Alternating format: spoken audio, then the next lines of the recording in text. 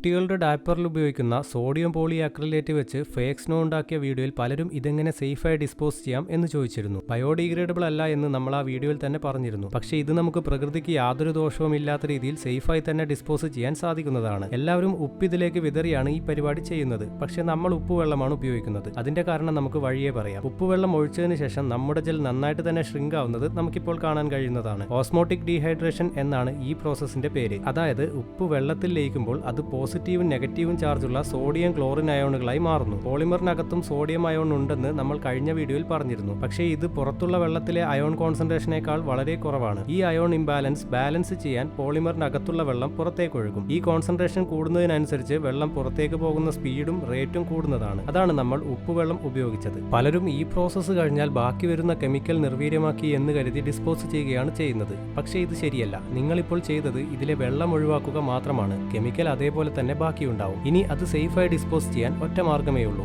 അരിച്ചെടുത്ത് നല്ലൊരു പേപ്പറിൽ പൊതിഞ്ഞ് ഏതെങ്കിലും ഫ്യൂവൽ കൂട്ടിയിട്ട് കത്തിക്കുക. ഇത് ദിവസവും ചെയ്യണം എന്നല്ല പറയുന്നത്. ഒരുപാട് ആവുമ്പോൾ മാത്രം ചെയ്താൽ മതിയാവും. ഇത് നന്നായി ഓക്സിജനുള്ള എൻവയോൺമെന്റിൽ കത്തിച്ചാൽ ഇതിലെ പോളിമർ ഡീകമ്പോസ് ആവും. Carbon dioxide, water vapour, അവസാനം ചാരം പോലെ ഇരിക്കുന്ന സോഡിയം കാർബണേറ്റ് എന്ന അലക്കുകാരം ഇത്രയൊക്കെയാണ് ഫോം ചെയ്യുന്നത്.